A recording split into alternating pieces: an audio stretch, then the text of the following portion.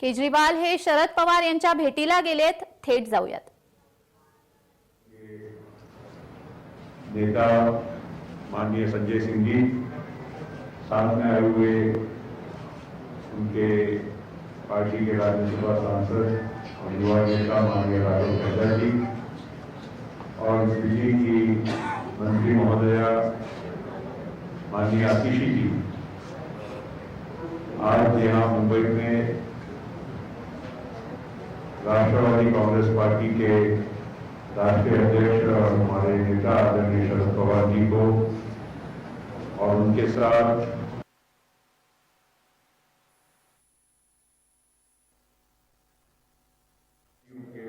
सहयोगियों को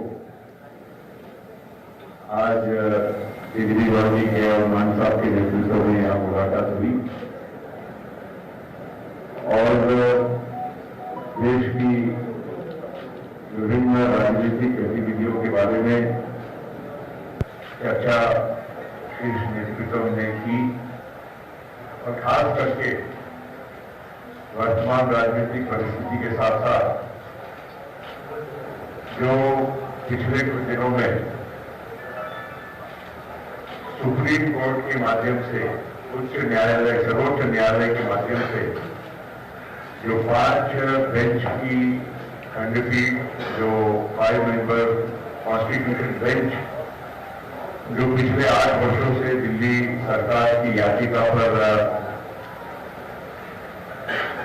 गंभीर तरह से सुनवाई के बाद अपने जजमेंट को पिछले कुछ दिनों में उन्होंने जो आप हमारे सबके सामने प्रस्तुत किया उसमें 5-0 के जजमेंट के साथ उन्होंने दिल्ली सरकार की जो याचिका है उसको मंजूर किया और जो दिल्ली सरकार अपने अधिकार के लिए लड़ रही थी, खास करके जो एडमिनिस्ट्रेशन के जो पूरे मुद्दे होते हैं जिसमें दिल्ली सरकार को स्वायत्ता होनी चाहिए, अधिकार होना चाहिए, क्योंकि दिल्ली एक नेशनल कैपिटल रीजन है मगर वहाँ की विधानसभा है और वहाँ की सरकार मुख्यमंत्री महोदय के चुने हुए मुख्यमंत्री महोदय के अधीन काम करती है, तो उनको सारे अधिकार भी मिलने चाहिए एक राज्य सरकार के, खास करके एडमिनिस्ट्रेशन ट्रांसफर पोस्टिंग्स के बारे में वो सुप्रीम कोर्ट ने मंजूर किया। लेकिन उसके पश्चात केंद्र सरकार ने ऑर्डिनेंस लाकर उस सुप्रीम कोर्ट के रूलिंग को एक नए कानून का स्वरूप देने का काम किया और वो ऑर्डिनेंस स्वाभाविक है कि ऑर्डिनेंस तब तक ही लागू रहता है जब तक वो कॉन्स्टिट्यूशनली पार्लियामेंट में संसद में उसको पारित नहीं किया जाता है। तो आने वाले लोकसभा और राज्यसभा का जब सत्र शुरू होगा तो ये ऑर्डिनेंस भी वहां पर बिल के द्वारा कानून के द्वारा वहां पर पार्लियामेंट में प्रेषित होगा और लोकसभा और राज्यसभा में दोनों सदनों को फिर से मतदान करने का और बहस और मतदान करने का अधिकार रहेगा। इस बारे में भी माननीय मुख्यमंत्री अरविंद केजरीवाल जी ने और साथ साथ मान साहब ने भी पवार साहब से खास करके आगे आने वाले इस विधेयक के बारे में चर्चा की और उन्होंने कहा कि सभी विपक्षी दलों ने इसमें एकजुटता और एकता दिखाकर इस बिल का मुकाबला करना चाहिए। सरकार की जो नीति है जिसकी वजह से एक गलत एक परंपरा की शुरुआत हो रही है, यहाँ एक चुनी हुई सरकार का अधिकार छीना जा रहा है और जो इनके आने के पूर्व जो सरकार थी जिसको कभी इस तरह का कभी कोई समस्या का सामना नहीं करना पड़ा, लेकिन आज केंद्र और राज्य के बीच में जो संघर्ष की वजह से दिल्ली के प्रशासन पर बहुत उसका विपरीत परिणाम हो रहा है, तो उन्होंने पवार साहब को गुजारिश की एनसीपी के नेता के नाते भी और साथ साथ में देश के वरिष्ठ राजनेता के नाते कि उन्होंने भी इस मामले में एक मत बनाने की पूरे विपक्षी दलों में कोशिश करना चाहिए ताकि ये बिल को वहां पर खास करके राज्यसभा में, क्योंकि लोकसभा की तो संख्या सभी को मालूम है, लेकिन राज्यसभा में संख्या किसी का भी स्पष्ट बहुमत नहीं बनता है और सभी विपक्षी दलों ने, सरकार के बाहर वाले विपक्षी दलों ने एक होकर अगर मतदान किया तो उसका जरूर फायदा हो सकता है। तो ये बात आज मुख्यमंत्री महोदय ने पवार साहब के सामने रखी, तो मैं ज्यादा वक्त न लेते हुए पार्टी की बात वही करेंगे। मैं पुनश्च राष्ट्रवादी कांग्रेस पार्टी की ओर से, पवार साहब की ओर से मैं अरविंद केजरीवाल जी का, भगवंत मान साहब का और बाकी आए हुए सभी अतिथियों का हार्दिक स्वागत करता हूँ। सबसे पहले मैं शरद पवार जी का और उनकी पार्टी के सभी नेताओं का तहे दिल से शुक्रिया अदा करता हूँ। आज मैं भगवंत मान साहब और हमारे सभी साथी शरद पवार जी के साथ और उनकी पूरे सभी नेताओं के साथ यहाँ मिलने के लिए आए थे। आप सब लोग जानते हैं कि दिल्ली के लोगों के साथ बहुत अन्याय हुआ है। 2015 में जब हमारी सरकार बनी थी तो 23 मई 2015 को एक सिंपल सा नोटिफिकेशन जारी करके केंद्र सरकार ने दिल्ली सरकार की सर्विसेज की अधिकारियों के ऊपर कंट्रोल करने की सारी पावर छीन ली। 2015 से लेके 23 मई 2015, अब मई 2023 हो गया। 8 साल से हम लोग कोर्ट कचहरी के चक्कर दिल्ली के लोग काट रहे थे। 8 साल के बाद सुप्रीम कोर्ट ने 5-0 संविधान पीठ ने, कॉन्स्टिट्यूशन बेंच ने 5-0 से पूरा का पूरा ऑर्डर दिल्ली के लोगों के हक में दिया कि दिल्ली के लोग जो सरकार चुनते हैं उस सरकार को काम करने का पूरा अधिकार होना चाहिए। अगर वो काम नहीं कर सकती तो दिल्ली के लोगों को चुनाव करने की, सरकार चुनने की क्या फायदा। पूरा हमारे हक में आया। लेकिन जो लड़ाई 8 साल में हमने जीती, 11 मई को ऑर्डर आया, 19 मई को 8 दिन के अंदर इन्होंने ऑर्डिनेंस लाके उसको खत्म कर दिया। सारी पावर वापस, उन्होंने कहा कि केंद्र सरकार के पास या केंद्र की एलजी के पास सारी पावर होगी। तो जैसा अभी एक्सप्लेन किया कि अब ये बिल के रूप में आएगा पार्लियामेंट में, तो हम पूरे देश में एक पार्टी के पास जा रहे हैं, उनसे निवेदन कर रहे हैं कि दिल्ली के लोगों के साथ न्याय होना चाहिए। दिल्ली के लोगों के लिए समर्थन मांग रहे हैं कि जब ये संसद में बिल आएगा तो उसका और इसको बिल को हराना है। तो मैं एनसीपी का, पूरी पार्टी का, शरद पवार साहब का खास तौर से तहे दिल से शुक्रिया अदा करता हूं कि उन्होंने पूरा समर्थन देने की हमें आश्वासन दिया है कि जब ये बिल राज्यसभा में आएगा तो राज्यसभा में इस बिल को पास नहीं होने देंगे। जैसा भी डॉक्टर पटेल साहब ने बताया कि राज्यसभा के अंदर किसी भी पार्टी का स्पष्ट बहुमत नहीं है, तो अगर नॉन बीजेपी सारी पार्टियां इकट्ठी होती हैं तो ये बिल गिर सकता है। पहली चीज ये कि ये दिल्ली की लड़ाई नहीं है। दिल्ली के लोगों के साथ जो हो रहा है ये पूरे फेडरल स्ट्रक्चर की लड़ाई है। जिस तरह से पूरे देश के अंदर किसी भी राज्य में अगर वहां के लोग नॉन बीजेपी पार्टी को वोट देके उसकी सरकार बनाते हैं, तो भारतीय जनता पार्टी की केंद्र सरकार उनके साथ 3 बर्ताव करती है। पहला, या तो उनके विधायकों को खरीद के उनकी सरकार गिरा देती है और बीजेपी की सरकार बना लेती है। दूसरा, या फिर ईडी और सीबीआई को भेज के उनके विधायकों को डरा के, धमका के, पार्टी को तोड़ के, सरकार को तोड़ के उनकी सरकार गिरा देती है और अपनी बीजेपी की सरकार बना लेती है। और तीसरा, अगर ना बिके ना टूटे तो फिर अध्यादेश लाके, ऑर्डिनेंस लाके गवर्नर के जरिए उनको काम नहीं करने दिया जाता। ये देश के लिए बहुत खतरनाक स्थिति है और मैं समझता हूँ महाराष्ट्र के अंदर आप सब लोग इसके भुक्तभोगी हैं। हमने कुछ महीने पहले देखा कि यहाँ पे किस तरह से जनता के द्वारा चुनी गई सरकार को किस तरह से ईडी के द्वारा, सीबीआई के द्वारा, पैसों के द्वारा तोड़ के, एमएलएस को तोड़ के और पूरी सरकार को गिरा दिया गया। ये देश के लिए अच्छी परिस्थिति नहीं है कि अगर केंद्र सरकार, अगर उन्होंने मैसेज दिया है कि अगर कोई बीजेपी को वोट नहीं देगा, बीजेपी की सरकार नहीं बनाएगा, तो हम सरकार चलने नहीं देंगे या सरकार तोड़ देंगे। ये देश के लिए बहुत खतरनाक स्थिति है। तो हम पूरे देश के लोगों के पास जा रहे हैं, लोगों को जोड़ रहे हैं। लोग पूछते हैं ये विपक्ष की एकता है क्या? ये पक्ष और विपक्ष की बात नहीं है, ये देश की बात है, देशभक्तों की बात है। देश, जितने इस देश के अंदर देश को चाहने वाले लोग हैं, जितने इस देश के अंदर देश को चाहने वाली पार्टियां हैं, उन सबको इकट्ठा कर रहे हैं हम लोग। तो जितने देश को चाहने, कोई देश को चाहने वाला व्यक्ति ये नहीं बोल सकता कि भाई इस तरह से चुनी हुई सरकारों को तोड़ के, खरीद के, अध्यादेश जारी करके काम ना करने दिया जाए।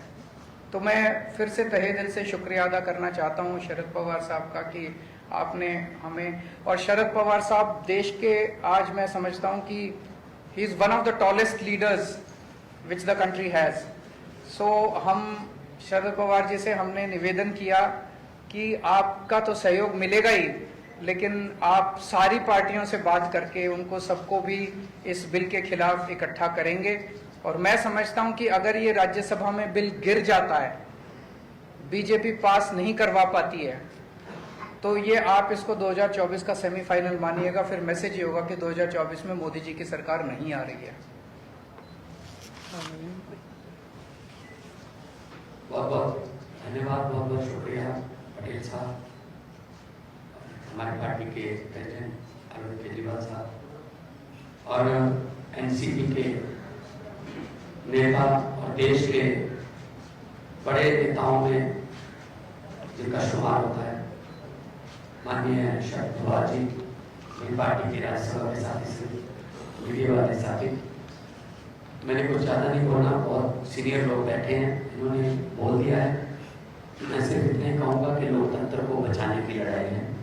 कहने को तो हम biggest democracy of the world कहते हैं, लेकिन अगर अंदर एक झांक अंदर देखा जाए तो डेमोक्रेसी डे बाय डे ये हत्या कर रहे हैं डेमोक्रेसी की।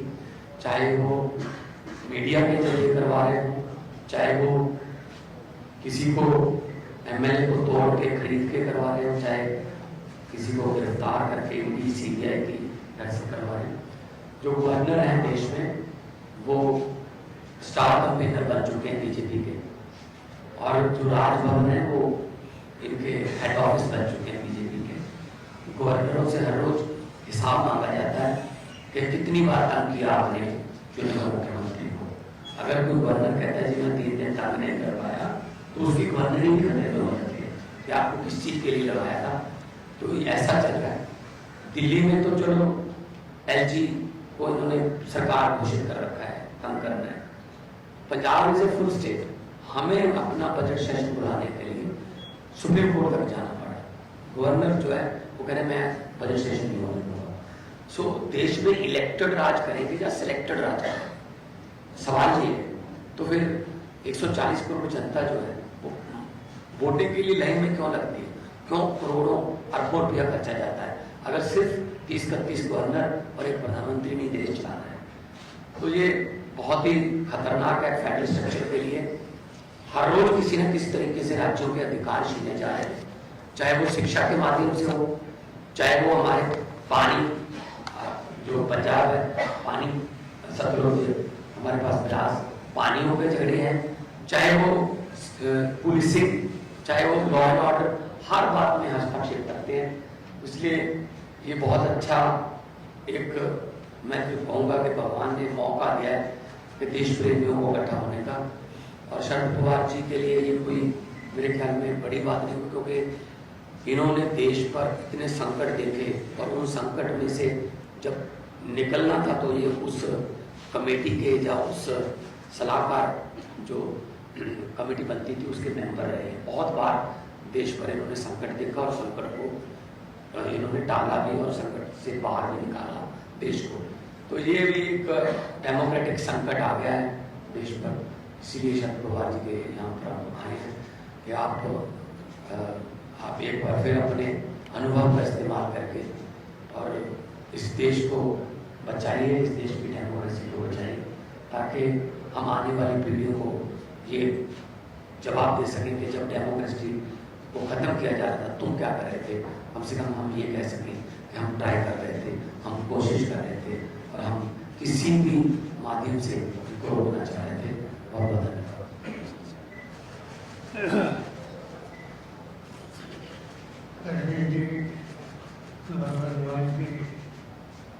उनके साथ आए हुए हमारे संस्कृति दोस्तों,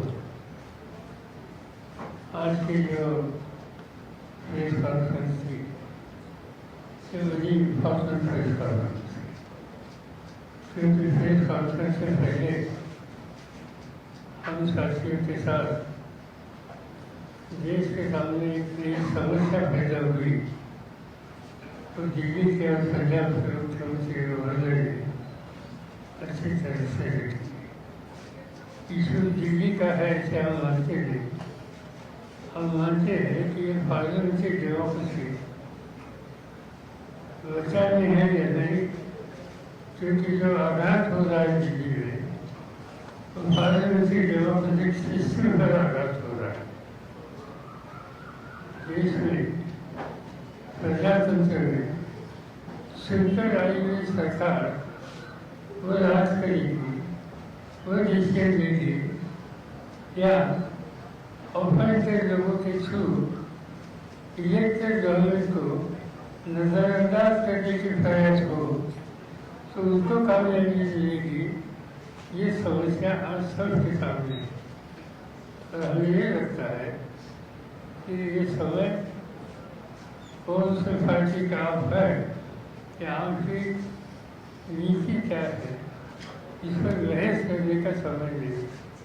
ये समय है प्रजातंत्र बचाने का, पार्लियामेंट्री डेमोक्रेसी बचाने के लिए और आम जनता का वोट लेकर अपनी सरकार बनाने का जो अधिकार है, ये आम जनता की वोट देने का अधिकार वो बचाने के लिए आज अजीत जी श्रीमान साहब यहाँ आए हैं इसमें समर्थन मांगने के लिए। और मेरा कहना इतना है मेरी पार्टी की तरफ से, साथियों की तरफ से और मुझे पूरा विश्वास है कि महाराष्ट्र की जनता भी जो अजीत जी अपनी तरफ से तो पूरी तरह से मदद करेगी, मगर अभी मैं सोच रहा था कि अभी जी मुझे पार्लियामेंट असेंबली में आकर 56 साल हो गए, 56 ईयर कंटिन्यू थी। और इससे 56 साल का एक फायदा होता है कि देश के कौन से भी राज्य में जाए वहाँ कोई नेता हो, पार्लियामेंट का मेंबर हो, राज्यसभा का मेंबर हो, उनसे कुछ न कुछ व्यक्तिगत रिश्ते कई सालों से पैदा हुए, कई लोगों के साथ मैंने काम किया और इससे सवाल दिल्ली का या आपका नहीं, ये सवाल देश में इलेक्टेड गवर्नमेंट को राज कराने का जो अधिकार लोगों ने दिया है, इसमें हमने बोला है तो उससे बचाने का सवाल है।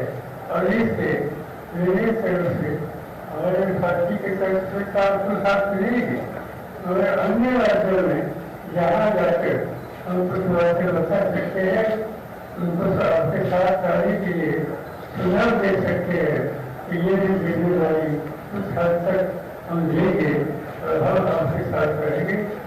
आप यहाँ आए, मैं सभी साथियों के साथ उनको धन्यवाद देता हूँ। आप लोगों को कुछ सोचना हो तो आप सोच सकते हैं। बड़ा सवाल ये कि कांग्रेस पार्टी ने अब तक मन इस मुद्दे पर नहीं बनाया है, आपका क्या आप भी कांग्रेस पार्टी पे इस मुद्दे पर बात करेंगे, क्योंकि उनकी स्थिति साफ नहीं है अभी तक साफ। जहाँ तक इससे बोलने वाले मैं इसके कोई ज्ञान नहीं, तो मेरी सोच ऐसी है कि नॉन लीडरशिप जितने पॉलिटिकल पार्टी है, इन पॉलिटिकल पार्टी जो नॉन लीडरशिप है उनके साथ बात करके उनको कन्विंस करने के लिए सुझाव देंगे और इनका सहयोग अरविंद जी को मिलेगा, इस पर ध्यान देना हमारा फर्ज है, चाहे कांग्रेस हो चाहे बीजेपी जनता हो। आगे एक बात यह है कि आप दिल्ली में कांग्रेस के खिलाफ लड़े हैं और कांग्रेस के प्रति आपका रुझान नहीं दिख रहा है कि जिस तरीके के आप महाराष्ट्र में आए, शिवसेना से मिले, एनसीपी से मिले, क्या कांग्रेस को आप मनाने या साथ में लेने का कोई विचार नहीं? मैं यहाँ से जाने के बाद कल सुबह कांग्रेस अध्यक्ष खड़गे जी से और कांग्रेस के जो नेता है राहुल गांधी जी से इस मुद्दे पे और ओवरऑल देश के फेडरल स्ट्रक्चर पे जो अटैक हो रहा है उस पर चर्चा करने के लिए कल सुबह उनसे फॉर्मली टाइम मांगूंगा। एक सवाल ये है कि आप लोग लगातार कह रहे हैं कि बीजेपी लोकतंत्र की हत्या कर रही है, लेकिन जिस तरीके से सेंट्रल विस्टा पे अपोजिशन खिलाफ जा रहा है और अब बीजेपी के बड़े नेता और अलग अलग जगहों के सारे मुख्यमंत्री कह रहे हैं कि लोकतंत्र के मंदिर में उसके इनॉग्रेशन में न जाना यानी अपोजिशन संविधान को नहीं मानता है। इसमें ये बात ऐसी है, जाना नहीं है कि देश में पार्लियामेंट की बिल्डिंग है, हम लोग उसकी बिल्डिंग में पार्लियामेंट में जाते हैं। दुनिया के लोग जब दिल्ली विजिट करते हैं तो जैसे राष्ट्रपति भवन देखते हैं, जैसे खुदा के पार्लियामेंट की बिल्डिंग में देखते हैं और वहाँ किसी ने कुछ अफसोस नहीं किया। और ठीक है, आपसे नया बना है, ये बनाने की बात तो हम लोगों को किसी को मालूम नहीं थी कि इसकी आवश्यकता क्या थी, इसमें भी बहस हो सकता है। तो ये इसको आज हम यहाँ निकलना नहीं चाहते। पार्लियामेंट में जब मौका मिलेगा तो वहाँ जरूर बात करेंगे।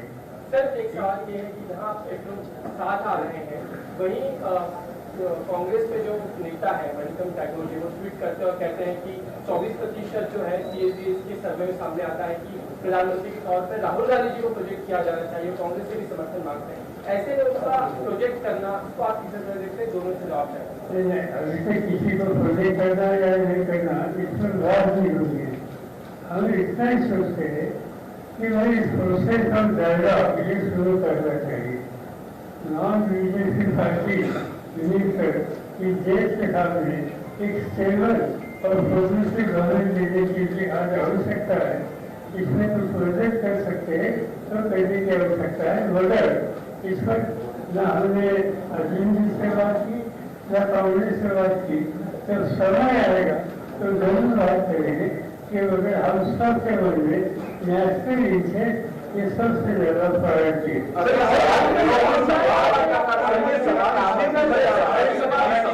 सवाल इससे भी पूछा जा रहा है क्योंकि महाराष्ट्र की बात करें तो शिवसेना की तरफ से आता है, उद्धव ठाकरे की शिवसेना की तरफ से आता है कि हम 18 सीटों को लेकर पहले से ही अपना दावा कर रहे हैं, लोकसभा की सीटों को लेकर एनसीपी का अपना रुख है। तो वो जो बातचीत का प्रोसेस जिसके बारे में आप बात कर रहे हैं तो वहाँ पे कहीं पर भी म्यूचुअल ग्राउंड बनता हुआ यहाँ पर तो नजर नहीं आ रहा है, इसलिए यह सवाल बात सीधी है कि हमने ये बात जरूर की यहाँ 3 पार्टी मिलकर काम करना चाहते। 3 पार्टी में 2 साथियों को डिस्कस करो और डिस्कशन की प्रोसेस शुरू करो। अभी तक वो प्रोसेस शुरू नहीं हुई तो ये हो जाएगी। अब चिंता मत करो, यहाँ से ठीक व्यवस्था निकलेगा।